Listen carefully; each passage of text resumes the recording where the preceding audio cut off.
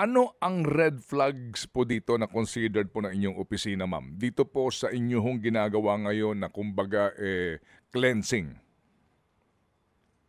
Doon po sa data analytics namin, Kuya Ted, meron kaming 8 parameters na tiningnan Mm.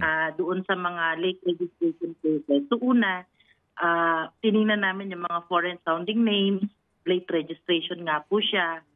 Karamihan din po dito yung mga attendant at ay hilot, no? Tapos yung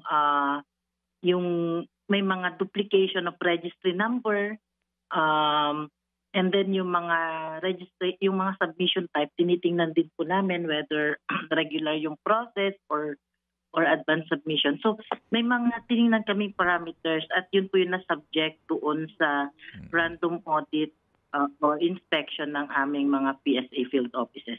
Opo, So may opo. master list po kami